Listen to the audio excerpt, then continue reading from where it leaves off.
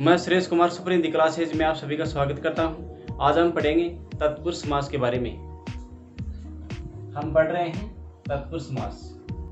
देखो, तत्पुरुष समास सबसे पहले हम परिभाषा जानेंगे। जिस समास में बाद का अथवा उत्तर पद प्रधान होता है तथा दोनों पदों के बीच का कारक चिन्ह लुप्त हो जाता है, उसे तत्पुरुष समास कहते हैं। ठीक है, जैसे उदाहरण के माध्यम से समझते हैं। राजा का कुमार, देखो यहाँ विभक्ति है। अब देखो समस्त पद बन गया राजकुमार, यहाँ ये विभक्ति है। ठीक है, दूसरा उदाहरण है धर्म का ग्रंथ, देखो यहाँ भी विभक्ति है और ये समस्त पद बन गया धर्म ग्रंथ। ये है समास विग्रह।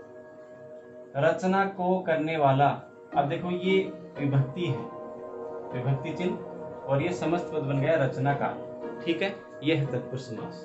तो देखो तत्पुरुष समास के 6 भेद माने गए हैं, यानी कर्ता कारक, जोड़, संबोधन कारक को छोड़कर। ठीक है, तत्पुरुष समास के 6 भेद कौन कौन से हैं? पहला है कर्म तत्पुरुष समास, दूसरा करण तत्पुरुष समास, तीसरा है संप्रदान तत्पुरुष समास, चौथा है अपादान तत्पुरुष समास, और पांचवा है संबंध तत्पुरुष समास, और लास्ट का है अधिगण तत्पुरुष समास। ठीक है, अगला बिंदु है तत्पुरुष समास के भेद। तो सबसे पहले हम समझते हैं पहला कर्म तत्पुरुष समास।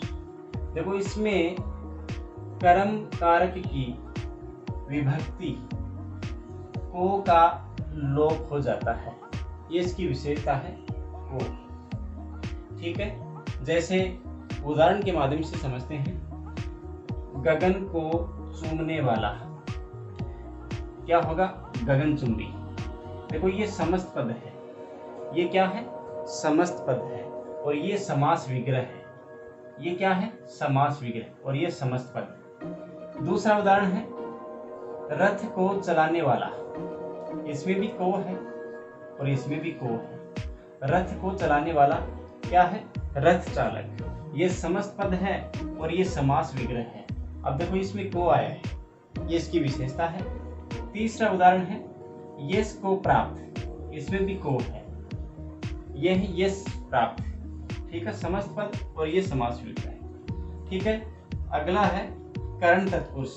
देखो इसमें करण कारक की विभक्ति से और के द्वारा, ये इसकी पहचान है, से के द्वारा का लोप हो जाता है। समझते हैं उदाहरण के माध्यम से। जैसे रेखा से अंकित, अब देखो इसमें से आया है, रेखा से अंकित, रेखांकित।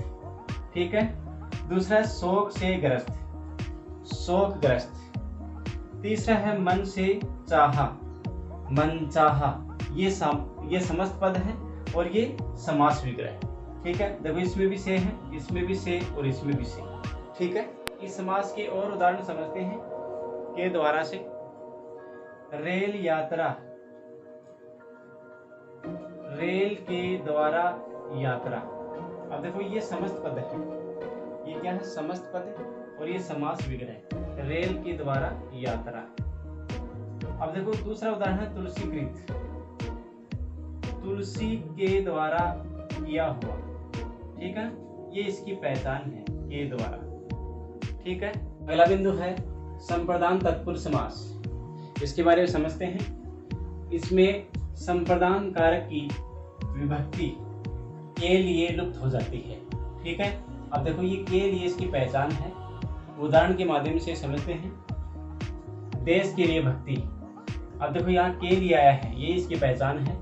समस्त पद बनेगा देशभक्ति, और ये क्या है? समास विग्रह है। दूसरा उदाहरण है परीक्षा के लिए भवन, के लिए, परीक्षा के लिए भवन, इसका समस्त पद बनेगा परीक्षा भवन। ये समस्त पद है और ये समास विग्रह है। तीसरा उदाहरण है हाथ के लिए कड़ी। ठीक है, के लिए शब्द है, यहाँ समस्त पद बनेगा हथकड़ी।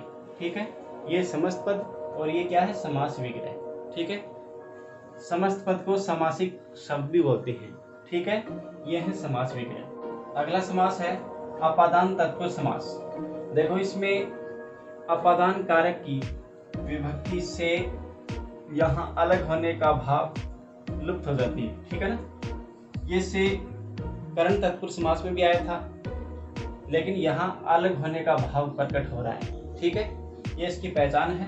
जैसे धन से हीन, यहाँ से आया है, धन से हीन, धनहीन, ठीक है ना। दूसरा उदाहरण है पथ से भ्रष्ट, पथ भ्रष्ट, ठीक है ना। यहाँ रास्ते से भटक गया, ठीक है, तो ये अलग होने का भाव है, पथ भ्रष्ट, ठीक है। देश से निकाला, अब देखो देश से निकाला, देश से निकाल दिया गया है तो वो अलग हो गया, देश निकाला, ठीक है। तो ये यहाँ अलग होने का जो भाव प्रकट हो रहा है, यही अपादान तत्पुरुष समास है, ठीक है। अगला समास है संबंध तत्पुरुष। देखो इसमें संबंध कारक की विभक्ति का, के, की, ये इसकी मुख्य पहचान है, लुप्त हो जाती है, ठीक है। जैसे राजा का पुत्र, राजा का पुत्र। अब देखो ये जो का है ये इसकी पहचान है, इसका समस्त पद बनेगा राजपुत्र, ठीक है। दूसरा उदाहरण है देश की रक्षा। देखो यहाँ की आया है, की, देश की रक्षा, समस्त पद बनेगा देश रक्षा, ठीक है। तीसरा उदाहरण है शिव का आलय, यहाँ का आया है फिर से, शिवालय, ये समस्त पद है और ये समास विग्रह है, ठीक है। ये इसकी मुख्य पहचान है। अगला समास है अधिकरण तत्पुरुष, ठीक है। देखो समझते हैं, इसमें अधिकरण कारक की विभक्ति में या पर, ये इसकी मुख्य पहचान है, लुप्त हो जाती है। जैसे पुरुषों में उत्तम, पुरुषों में उत्तम, पुरुषोत्तम, ठीक है। देखो में आया है यहाँ। दूसरा उदाहरण है धर्म में वीर, धर्मवीर, समस्त पद बनेगा धर्मवीर, ठीक है। तीसरा उदाहरण है आप पर बीती, ये पर आया यहाँ, आप बीती, ठीक है। अब हम पढ़ेंगे तत्पुरुष समास के अन्य भेद। तो सबसे पहले पढ़ते हैं नए तत्पुरुष समास। तो समझते हैं, देखो कुछ ही शब्दों में ए, अन ये हलंत है, न और ना, उपसर्ग लगाकर विलोम शब्द बनाए जाते हैं। ऐसे शब्दों में नए तत्पुरुष समास माना जाता है।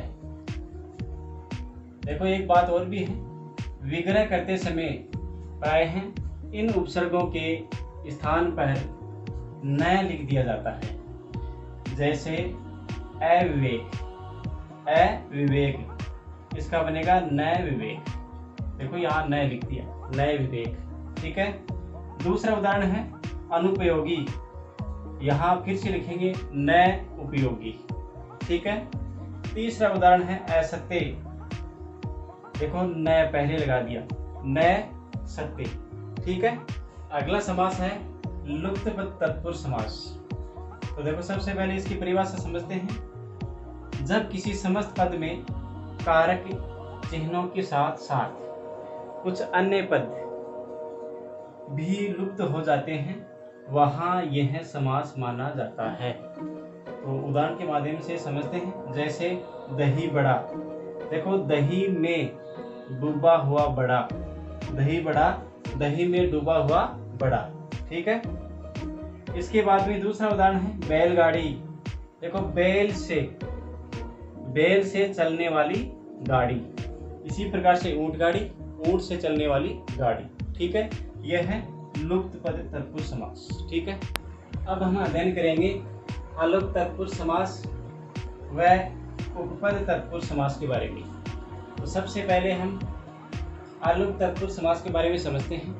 देखो जब किसी समास में प्रथम पद में कारक का चिन्ह किसी न किसी रूप में विद्यमान रहता है, अर्थात संस्कृत के विभक्ति रूपों की तरह है, प्रथम पद लिखा जाता है, वहाँ ये समास माना जाता है।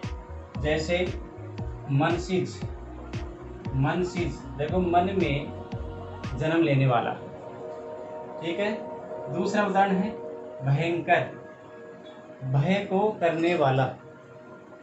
तीसरा उदाहरण है वसुंधरा, वसुओं को धारण करने वाली। ठीक है।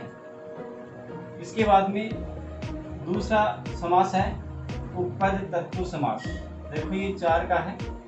जब किसी समास में द्वितीय पद कोई स्वतंत्र सार्थक शब्द न होकर कोई प्रत्यय होता है, वहाँ ये समास माना जाता है। जैसे उदाहरण के माध्यम से समझते हैं। राजनीतिज्ञ, राजनीतिज्ञ यानी राजनीति को जानने वाला, इसमें गे प्रत्यय हैं। ठीक है ना, गे प्रत्यय हैं। दूसरा उदाहरण है नीरज, नीर में जन्म लेने वाला, इसमें जय प्रत्यय है।